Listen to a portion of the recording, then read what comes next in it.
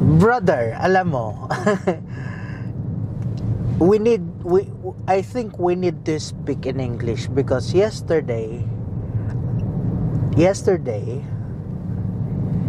I had a video call with a client from Norway.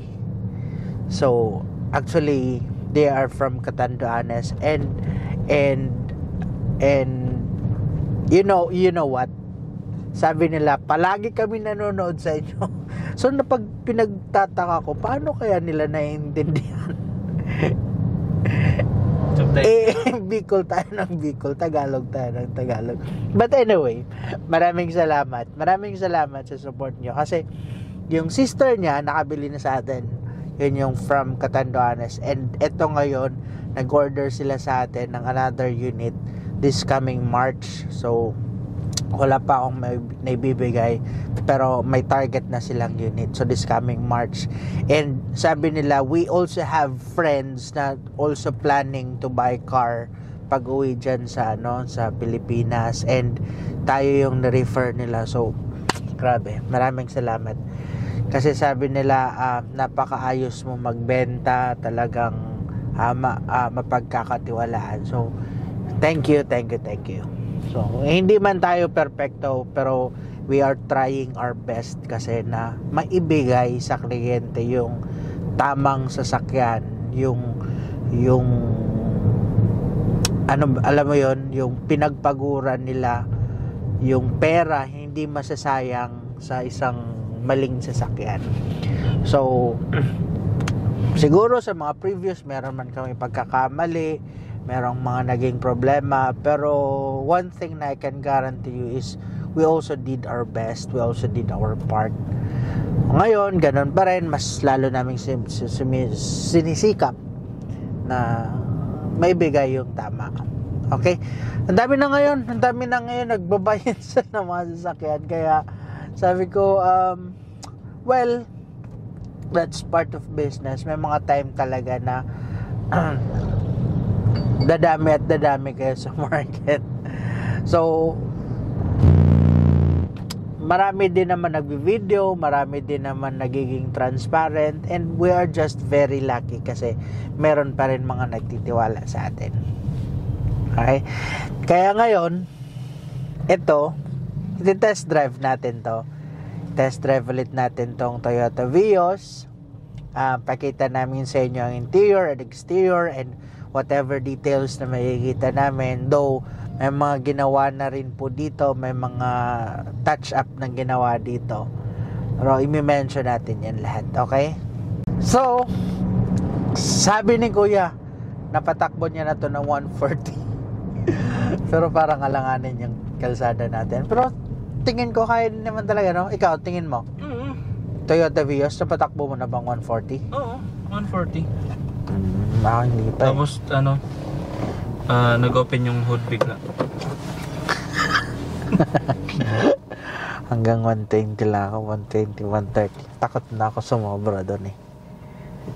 Tapos may nalaman ako dati, pag mabilis daw magpatakbo, pangit yung asawa. Wala pa naman akong asawa. So pwede pa ako magpatakbo ng mabilis. Ikaw, mabilis ka magpatakbo? Yes. This is Toyota Vios XE CVT 2020 model automatic transmission. Though meron na siyang mga konting upgrades, papakita namin sa inyo. So ito na siya ngayon. 2020 ba talaga? Pero alam ko kasi 2020 eh. Wait lang double check natin Oh yeah, this is 2019 model. Kasi ang palatandaan ko doon, iba na yung design ng niya. Iba na ang design ng fog lamp niya. Okay? So, X ito, hindi to yung higher variant ng Toyota Vios. So, ito yung mas mababa. Yung naka-steel rim lang. Pero kung makikita nyo, ito ngayon, naka-mugs na siya. So, upgraded na yan. Okay? So, exterior color of this one is jade green. Medyo hindi pa nga lang labas yung kulay niya kasi wala pa kaming exterior detailing na ginagawa dito. May mga konting touch up like here. So, kailangan pa to i-buff. Siyempre, pag na-buff yan, mas lalo natin mapapaganda ang kulay nito. And, wala na rin kami dito mga scratches. Wala nang malalaking dents na damage sa sasakyan, mga very minor scratches na lang na okay din naman siya kahit hindi mo gawin. Tolerable.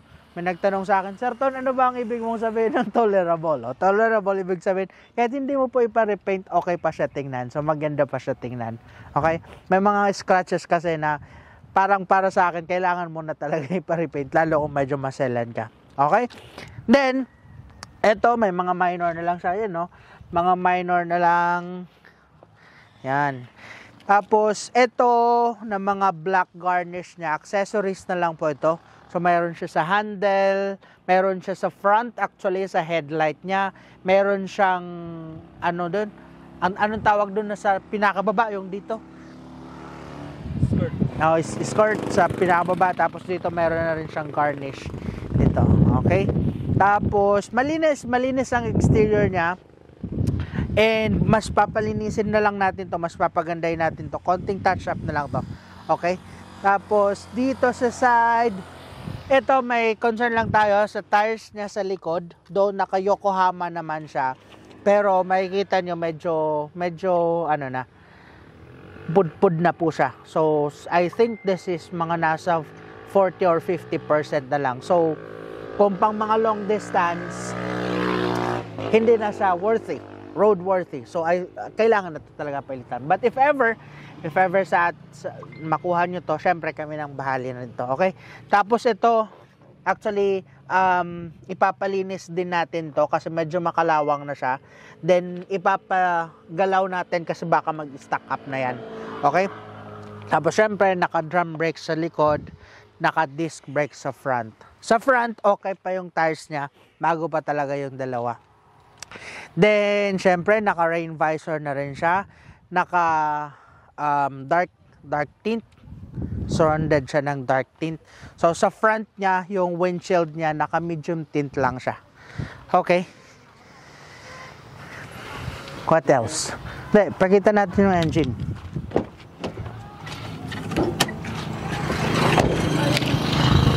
So, this is 1.3 gasoline engine, dual VVTi. Ayan. So, well-maintained din naman to. Actually, ang nagme-maintenance nito, yung nagme-maintenance din ng aming mga sasakyan. So, sa change oil, alaga din siya sa battery. Still in good condition. Napacheck na namin yan. And may mga konting additional wirings lang para sa accessories. So, ang horn kasi nito, nag-upgrade and other. Fog lights, and okay? That's it. Malinis naman siya, wala naman mga tagas-tagas. And wala ka naman mga makikitang signs or indications na nabangga yung sasakyan. So, buong-buo pa rin po siya. Yan, kompleto pa yung mga lock niya. Even sa headlight niya, buong-buo pa. Okay? Tara. Pasok tayo sa interior. Dito sa interior, naka-leather seat siya. Pero actually, para sa akin parang hindi ko gusto yung type ng leather niya. Parang, may halin tulad mo siya sa ano? Or parang yung sa ginagamit sa Jeep.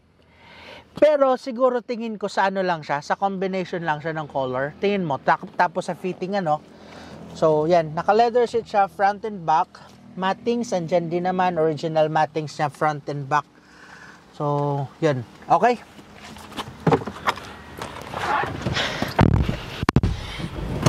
Functionalities dito sa loob, lahat naman siya working. Power windows, working.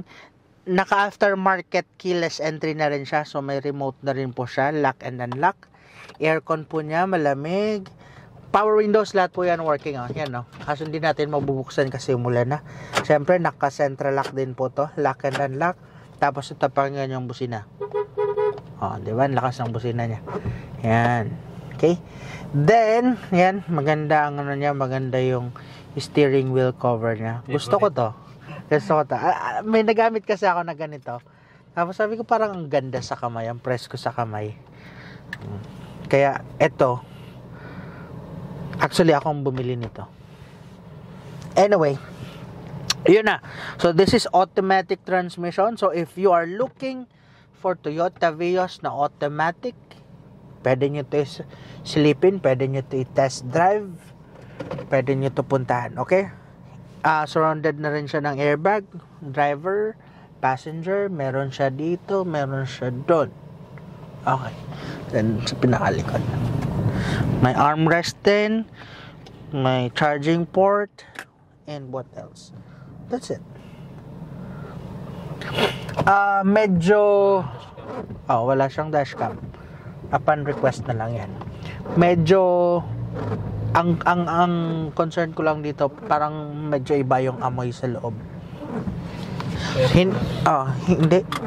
Feeling ko dahil sa detailing, maulan nung nag-detailing, so baka binalik medyo basa pa. So, nagpa-back to zero. Tapos nagpa-back to zero na. Pero dahil siguro talaga sa basa. Pero hindi naman siya flooded. Hindi naman flooded yung sasakyan kasi dito lang din naman to sa Sorsogon. And okay din naman ang engine niya, napa-check naman na din natin yan. So far wala naman issues. And yun, wala naman problema sa takbo niya. Maayos naman. Wala naman error, wala naman check engine and whatsoever. Okay. So, asking price for this one, asking price is, cash price is 560,000. That price is still negotiable upon viewing. So pagpunta nyo dito, tingnan nyo lang, saka tayo mag-usap. Pag-usapan natin, saka tayo magtawaran. Tingnan nyo muna. Then kung hindi naman kaya sa cash, pwede po kayo mag-financing. So may financing naman po tayo. By the way, sa presyo po namin, kasama na po dyan ang transfer of ownership. Kasama na rin, balikan natin ang interior detailing para maalis yung amoy. Exterior detailing, kasama na rin po yan. Then yung tires, pwede natin palitan yung tires, kami na po ang bahala niyan. And yung sa nuts doon, sabi ko papalinisan, kami na rin po ang bahala nun. Ano ba? Let's try kung kaya pa natin ng ceramic coating and dashcam. So tingnan na lang natin, malaman natin yan. Okay? So yun. If ever interested kayo dito, tawag kayo para ma-set nyo ng schedule for test drive tong sasakyan na to. Okay? Have a nice day and keep safe.